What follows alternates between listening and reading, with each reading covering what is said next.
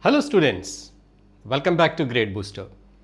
Today our lesson is Class 8, the Invisible Living World. So this is about the microbial world, that is about the microorganisms.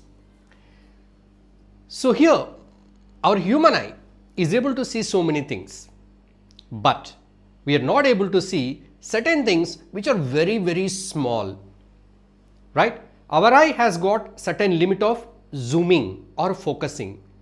So you can see a part of millimeter, 1/10 of a millimeter, you can see a small dot.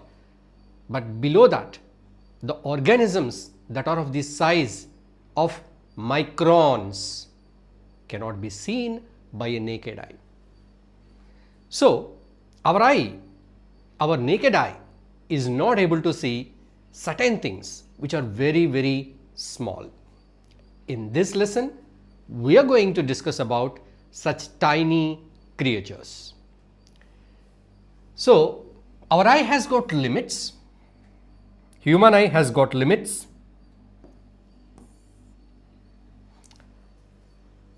And to see such micro level organisms,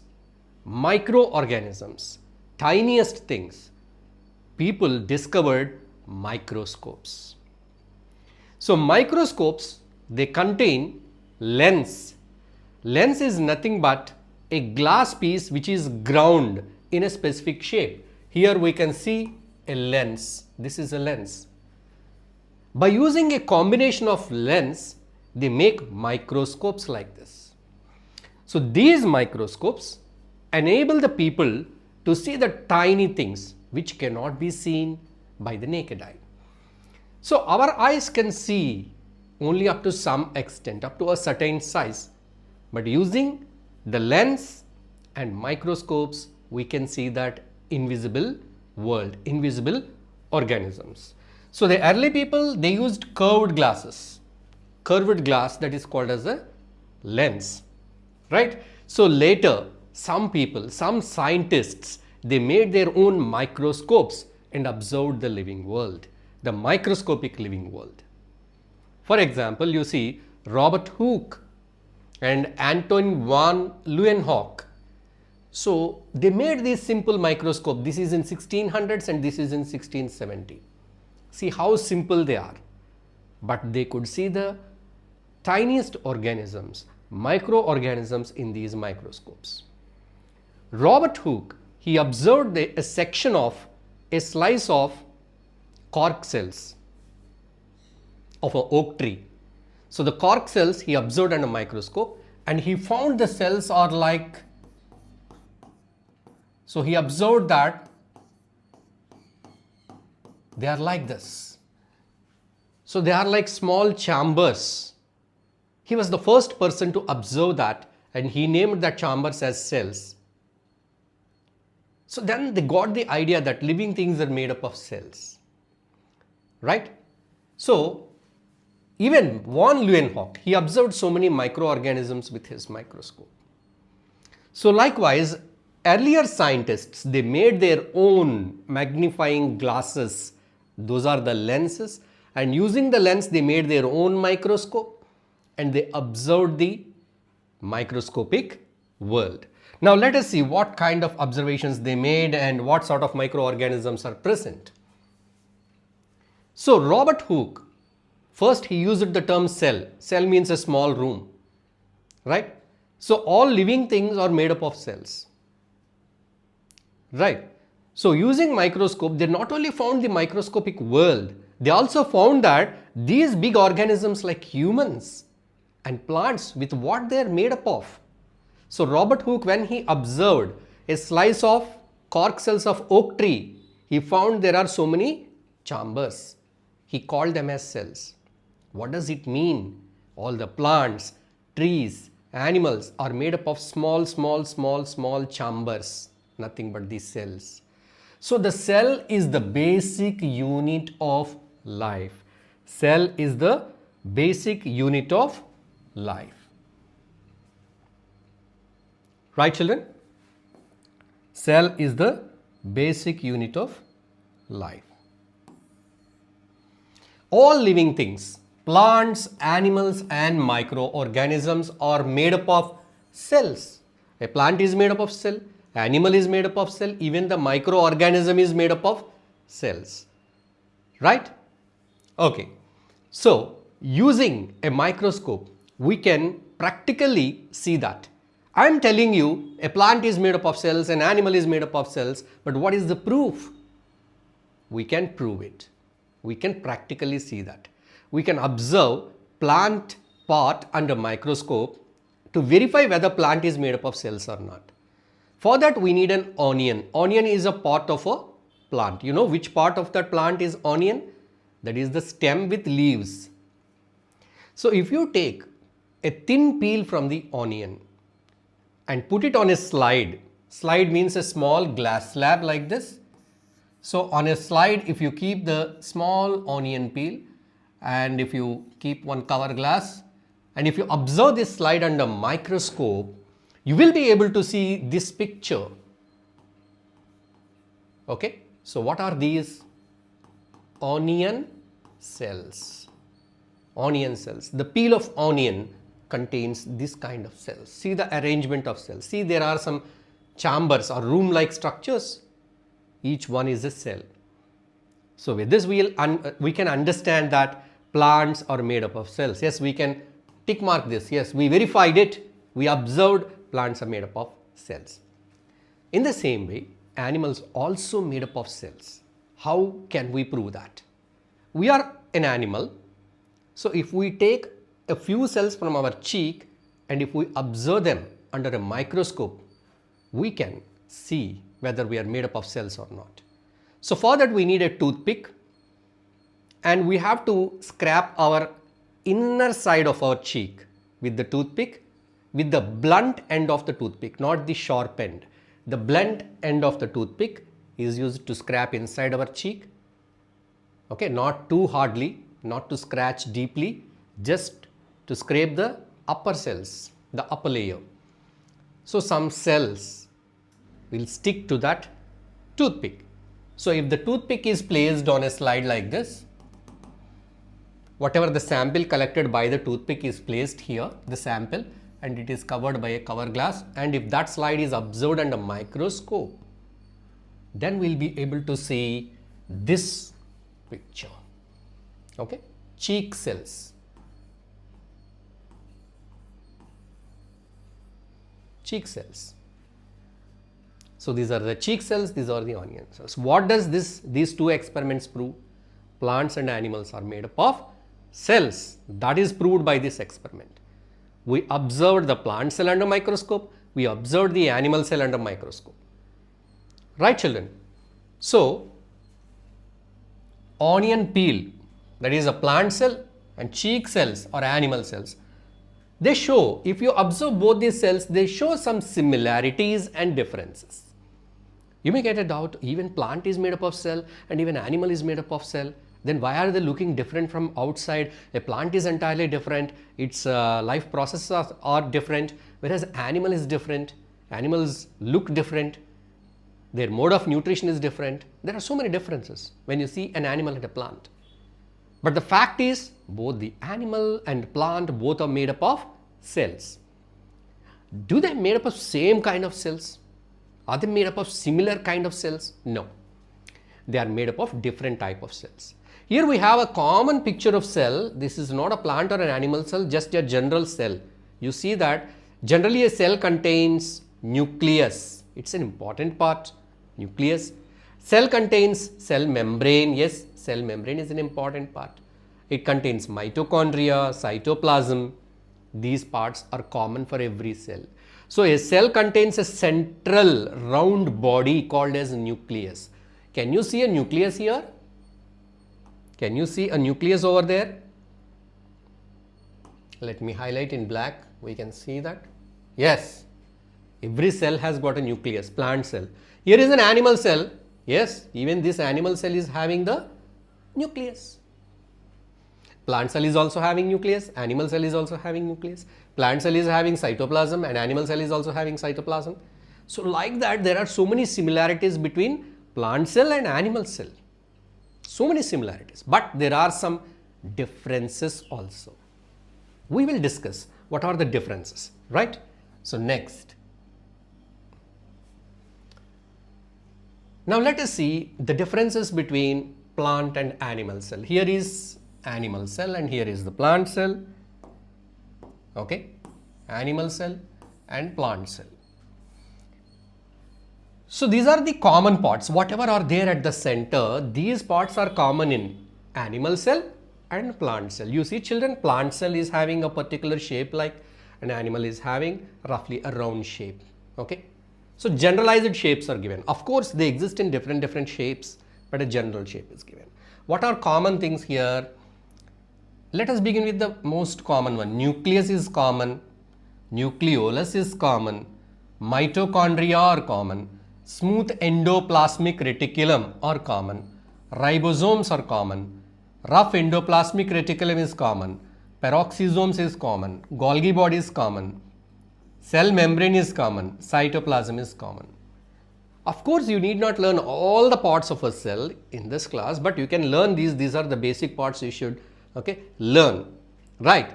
So what are the basic parts of a cell? Nucleus is a very common part. You can see this is the nucleus and this is the nucleus. And nucleus is surrounded by some jelly-like material. The cell is filled by some jelly-like material called cytoplasm. So cytoplasm is common for both animal and plant cell. Mitochondria are common for both plant and animal cell. Endoplasmic reticulum, it is of two types, smooth endoplasmic reticulum and rough endoplasmic reticulum. Both are there in both plant cell and animal cell. So these are all common things between plant cell and animal cell. Then what is the difference? Some parts are seen only in plant cell, some parts are seen only in animal cells. That is the difference. So you see the plant cell, amyloplast. Chloroplast is present only in the plant cell. Animal cells do not have chloroplast. We don't have chloroplast. If we have chloroplast, we will be making some photosynthesis and making our own food. We don't do that. Are we doing? No. But plants, they're green in color. They're doing the photosynthesis to make the food and to make oxygen for all of us. So plants, they have the chloroplast. Plant cells have chloroplast, no chloroplast in animal cell. And plant cells, they have a cell wall. They have a cell membrane. You see here is the cell membrane.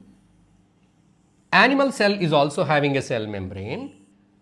But plant cells, in addition to cell membrane, there is a cell wall. It's just like, for example, you are wearing a t-shirt. Some people may wear a blazer over that. Like that, plant cells, they have the cell membrane, but over that they have additional protective covering called as cell wall. Cell wall is stiff, thick and protective.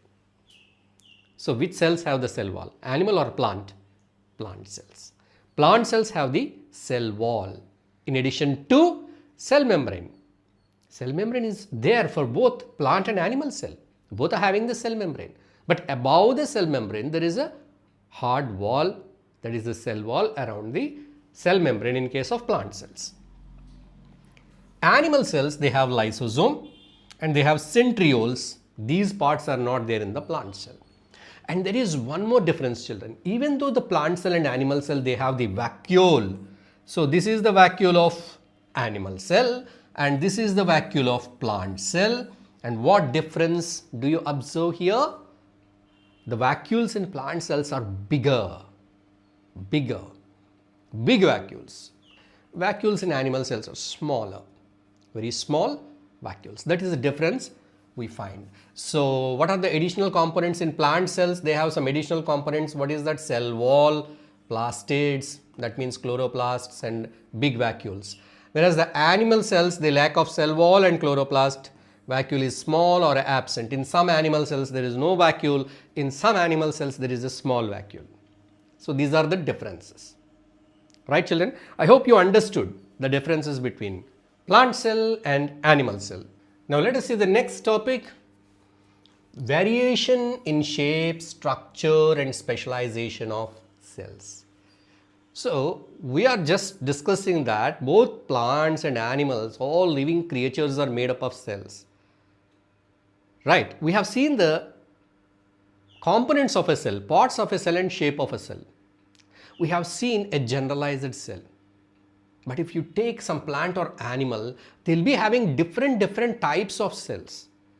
The cells, all the cells are not alike. If you see me, myself, I'm a human body.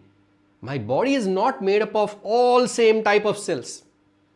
Right? If you see a big wall or a building, it is made up of similar kind of bricks. All bricks are the same. But plants and animals are not like. Our body is not made up of same type of cells. Generally, if somebody asks you to draw a cell, you will be drawing a cell like this round. But all the cells in a round shape? No. The cells are in different shapes, different sizes, okay, depending upon the function they perform, right? Let us see that. So, different cells, they have different shapes to suit their function. Here we can see the different shapes of our cells. All these cells belong to human body. These are the human cells. You see, this is the muscle cell. This is like a spindle, long muscle cell. See the blood cells, they are round and even in different sizes. Okay. And this is the nerve cell. You see the nerve cell, how it is. This is all one cell. But you see it has got a cytosol body and there is an axon like this, like a tree. And it will be very long even, very long. And this is egg cell. And this is the sperm cell which can swim or move. And this is the bone cell. And this is the fat cell. Okay. So, a few examples are given. Many more types of cells are there. A few examples are given. See that? The variation, the variety of cells present in our body. So, plants and animals are made up of cells. Okay, we all know that. We have seen the experiment. We understood plants and animals are made up of cells. But we have to understand one more point, that either it is a plant or animal, it's not made up of similar type of cells. An organism's body is composed of different types of cells. The cells will be in different shapes, different sizes, depending upon the function they perform, right? So now the nerve cells are long. How are the nerve cells? They are very long. You can see here, see. And so plants, they have long tube-like cells for the transport of water, plant cells, xylem and phloem, right? That we'll discuss later. So this is the variation. Because of this variation, multicellular organisms, they perform different types of functions. It's all possible because of the variety of cells, right? So an organism like an animal or a plant or a human, right? So best example of a developed animal, humans, in our bodies, the cells are of different shapes and sizes, right? So next we go to next slide. Now let us see, our body is made up of cells. That point we understood. Second point what we understood is our body is made up of different types of cells. Now third thing we are going to learn is organization. Organization. There is a big factory. In that factory, there are 100 people are working or 1000 people are working. So just I am telling 1000 people are working. It doesn't mean that all the 1000 people are the workers who do the physical job over there. Among the 1000 people, some 700 or 800 people will be laborers who will do the physical work. Some 100 will be the supervisors. Some 50 will be the managers. Some 10 will be the directors, like that. You see the organization? You see the government office? In a government office, there is an organization, right? The chief officer, below that sub-officers or deputy officers or clerks, typists, like the different segmentation. That is called as organization. Even in bodies, in a plant or an animal body, the cells are organized into groups depending upon the work they do, right? So cells are not directly or independently, they are not independently working. We have millions of cells. All these millions of cells are not working independently, whatever the work they like. They're all given some task and they're all grouped together. So these groups coordinate with each other and they do the work, right? So organisms are built in a hierarchical way. Hierarchy is there. What is that? Cell. Cells combine to form a tissue. Cells combine to form a tissue. Cells group up. How they group up? Depending upon the function they perform. The cells which are performing a similar type of function, they group up to form a tissue. For example, there are different types of cells in our blood. So all these cells are doing one function, that is transport. So together it is called as blood. Blood is a connective tissue. It has got cells. Right. Even in our hands, you see that there are some cells which are doing this physical work, helping us to do the physical work. All these cells club together to form a tissue called muscle. So muscle is made up of muscle cells. Bone is made up of bone cells. Right? Our brain is made up of nerve cells. So like, depending upon the function, the cells, they form a tissue. Tissues form organ. Tissues are organized into organ. Some organs are made up of same type of tissue. Some organs are made up of different types of tissues. Right? So most of the organs are made up of one particular kind of, majority one particular kind of tissue, and other tissues also will be there coordinating with that. Right? So tissues, they form the organ. Organs, different organs, they form the organ system. For example, digestive system. Here we can see the cell, it is forming a tissue, and this tissue is forming an organ. This is the stomach. And see, the stomach is a part of this organ system. Small intestine, large intestine, esophagus, tongue, mouth, salivary glands. So all this is all digestive system. So stomach is a part of this system. So organs, they form the organ system. Different organ systems, they make the organism. Human body is made up of not only with the digestive system. Our body is made up of digestive system, respiratory system, excretory system, transport systems. All these systems are joined together to form the organism. All the systems must work properly with proper coordination. Right? That is happening in our body. So this is the organization in an organism. We all learned that organisms are made up of cells. Cells are of different types. Cells get organized into tissues. Tissues are organized to form organs. Organs to organ system to organism. So for any multicellular organism, even human body is having millions of cells, but we start our life as a single cell. Right? Every one of us, we start our life as a single cell. Then how this single cell becomes into a million multicellular organism with millions of cells? Right? It happens by cell division. Cell division and cell differentiation. There are two things here. One is cell division. Let me write with white. Cell division, and first one, and second one is cell differentiation. So what is this differentiation? The differentiation is, you can see it here, stem cell. It's a main cell, the stem cell. So the stem cells in the body of an embryo, of a growing baby, the stem cells, they can develop into different type of cells. We started our life as a single cell. Same type of cell divides into so many other cells which are similar. But later on, after some stages, these cells, they start developing into different shapes and sizes. That is called as differentiation. Right? That is called as differentiation. Okay? So see that the stem cell differentiates into heart cells, enterocytes, fat cells, blood cells, epithelial cells, neuron, like that. Okay? So the stem cells, they develop into different types of cells to perform different tasks. This is called as a differentiation. How different type of cells came to our body? We started our life as one cell, but we have now different types of cells in our body. How these different types came? From the same type. Only one particular type of cell divides and differentiates, means changes into different types of cells. That is what happens in the body of organisms, and it's very important to note, right?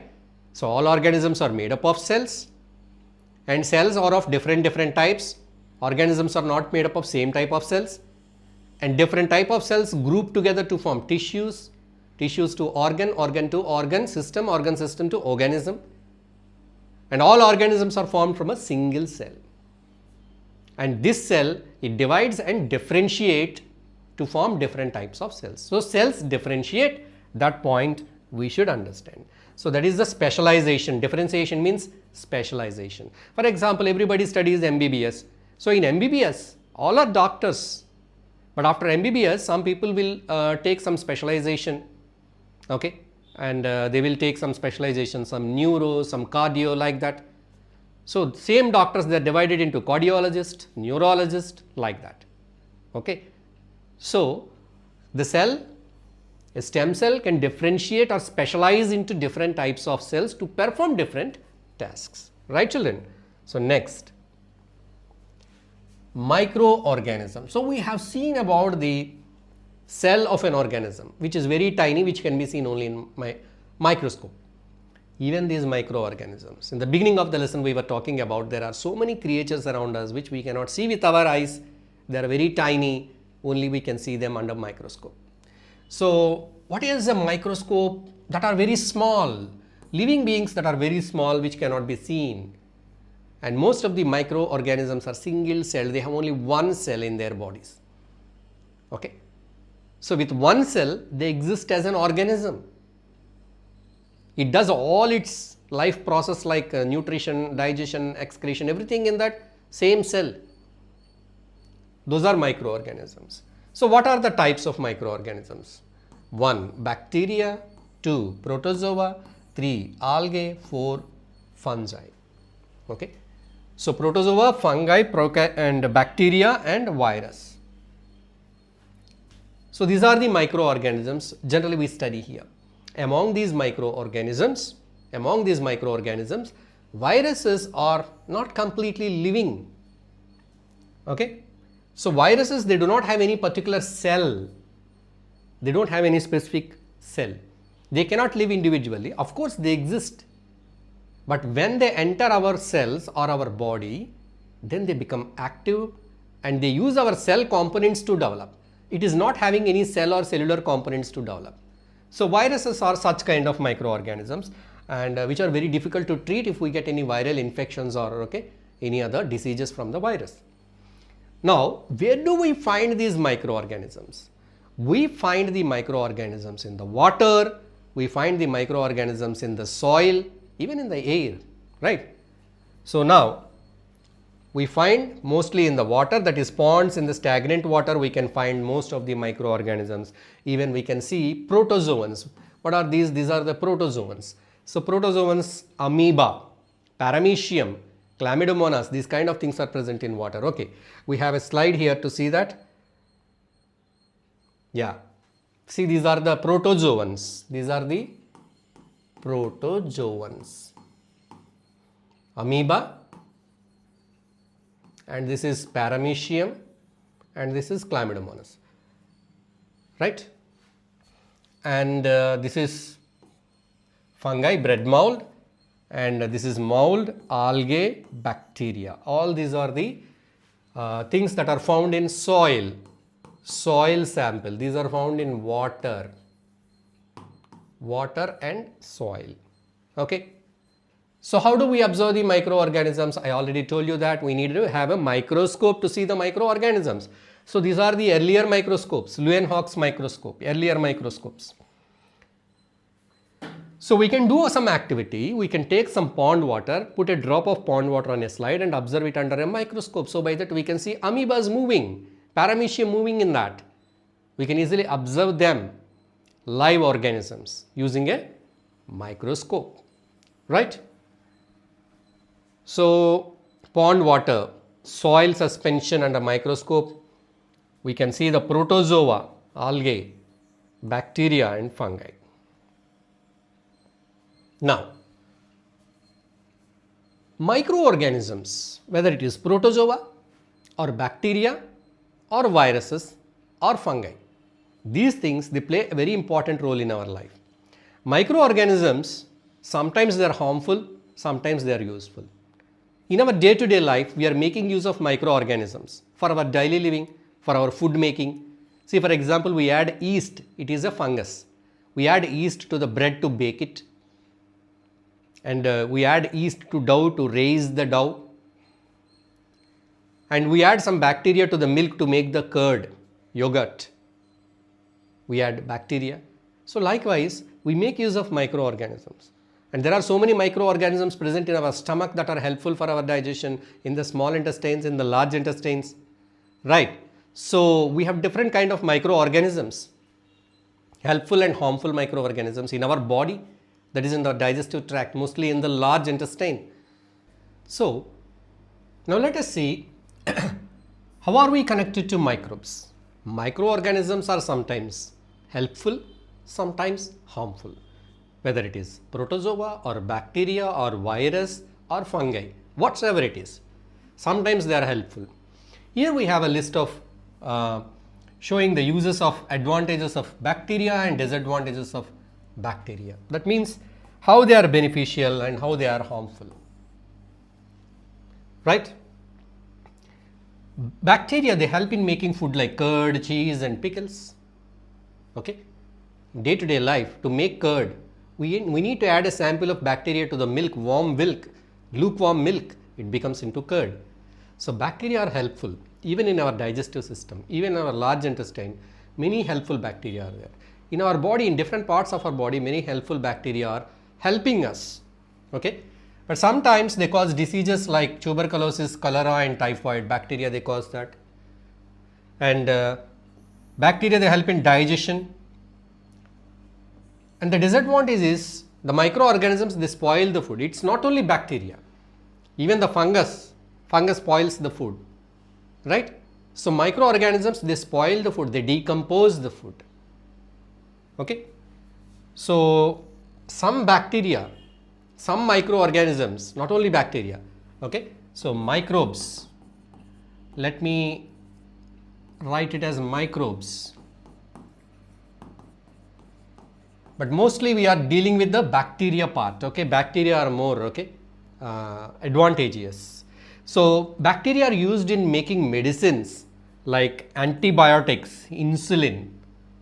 But some bacteria, when they enter our body, they produce harmful toxins which cause some discomfort and disease. And bacteria help in environment by decomposing the waste. Decomposition is very important, because if decomposition is not done, the garbage and dead bodies, they pile up on the earth, but they are mixing in the soil by the process of decomposition, so which is done by bacteria. Okay, so bacteria spread quickly through air, water and food. Bacteria, they quickly spread, they infect our bodies, they cause bacterial infections. Okay, and bacteria increases the soil fertility by nitrogen fixation. Bacteria plays a very important role, very good for the plant growth. Plants need nitrogen, but soil is deficient of nitrogen. Where is the nitrogen? Our air contains a lot of nitrogen, you know, the composition of air.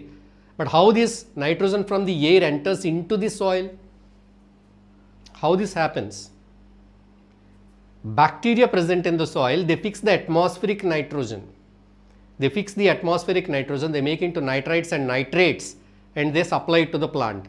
So plants, for their nitrogen requirement, they depend on bacteria.